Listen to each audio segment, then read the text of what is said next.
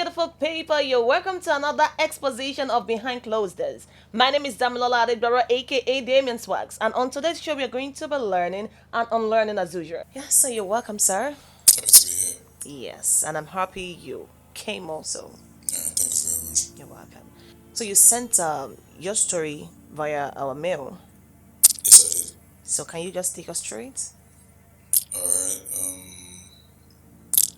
Well, after I got married, I wanted to support my wife's dreams and ensure she had something to focus on. So I opened up a clothing company in her name, and in a year, it was thriving. It was booming very well, and I was very very proud of her. I supported her, so I was proud about what I invested into. Wow, that seems like a dream come true. And it was. I understand there was a turn. Things took a turn. Can you tell us what happened? It all started when I went visiting my wife at her office. Um, I saw a new security guard, Okay. and then I told him I wanted to talk to his madam. That was where it all started getting strange and all. I told you I rarely visit. Yeah, you said so. So I asked him I wanted to see his madam, that's his security officer.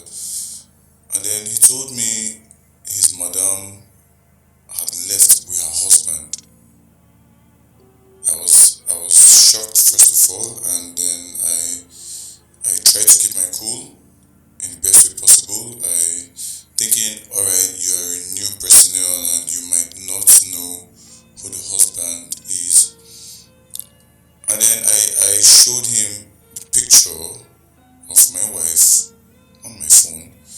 I told him, this is the person I'm looking for. He said, yes, that's his madam. She had gone out with her husband. But at that moment, can you tell us what went through your mind? Truthfully, I was dumbfounded. I couldn't process what I was hearing. And then I had to go into the business place. I had to go into her office. And then I met with her secretary, brother. And I asked, because I know her and she knows me, that's the secretary. I asked her where her madam was, and she told me she went for a dealer meeting. I was totally confused again because I just heard two different things from two different people. True. And then I was broken first of all, and then I had to leave the office. I went into my car, and then I called my wife and asked her where she was, and she insisted she was in the office. I said okay, and then I cut the call and went home. I was home and I behaved as if nothing happened. And then she came back late at night that particular day, and then she smiled at me, and I also smiled back. And without her knowing, I had been in a couple of places already searching for her. So that's what it is. Wow, that must have been a tough one. Terrible.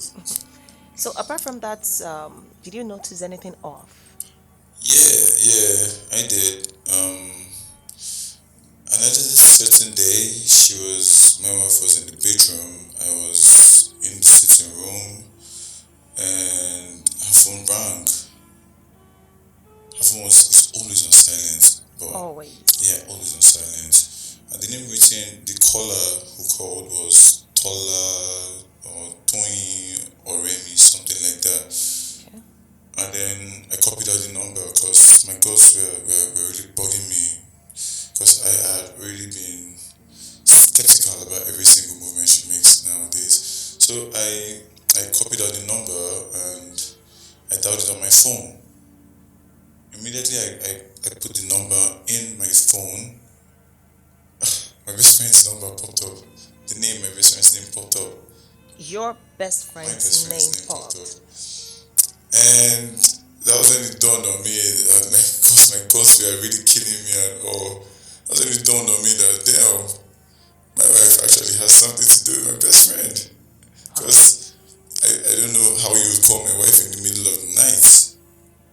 why your wife Why would even save your save best friend's number as as her friend's number? exactly?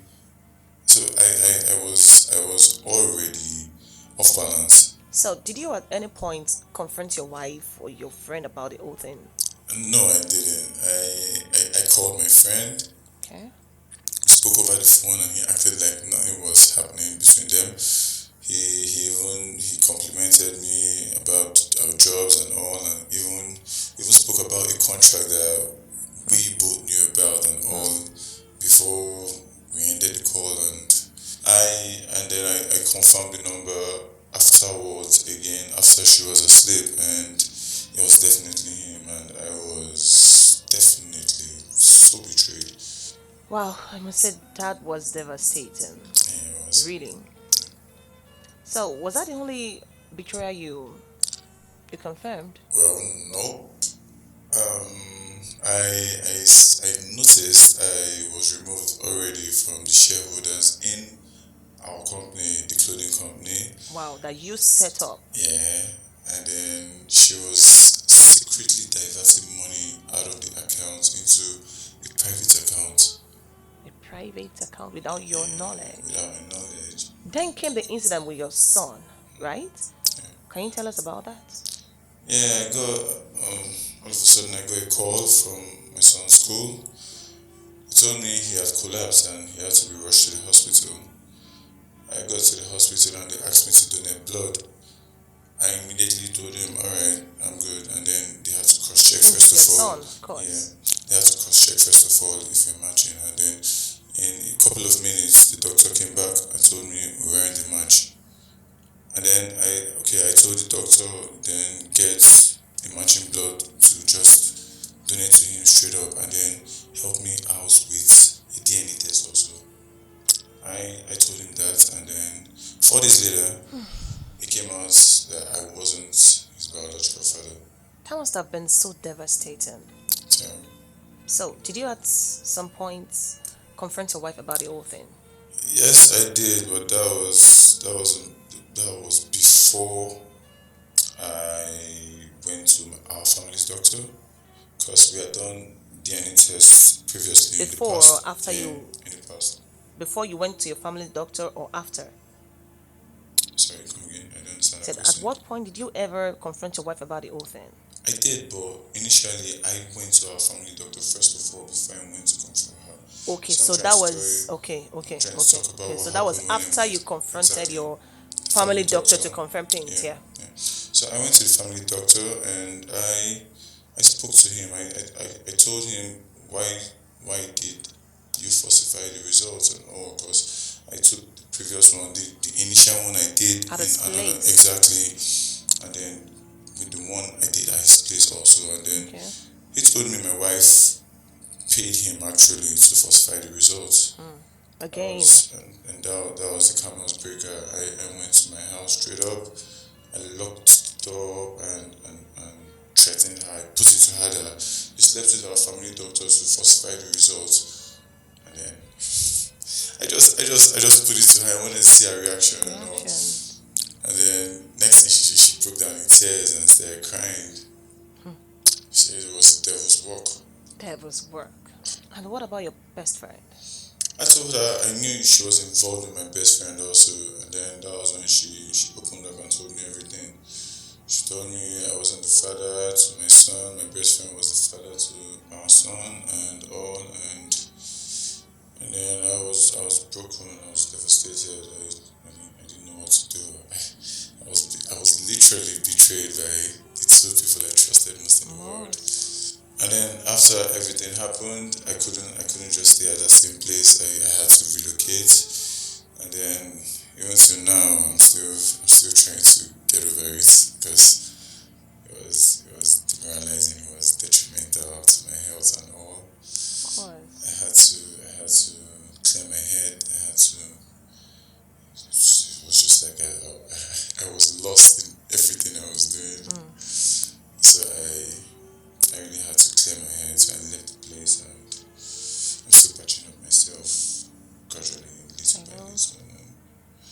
Life must go on. Since first and also Yeah, true. it is what it is. Okay. It is what it is. Wow. You're so strong, though. Thank you. That must have been an incredibly tough decision, Very I true. must say. But I'm sure your story will help someone out there. I truly hope so. If there is one thing I've learned, is to be careful about the people you trust, even the ones closest to your family. I trusted my best friend and shattered my world. If sharing this can help someone else, then I'm honored to have shared this story. Yeah, thank you very much. Thank you once again. So, on this note, I want to say thank you, a big thank you to you. This is from Bex Triple M's General Service. She said we should give this to you. Yes, so have this.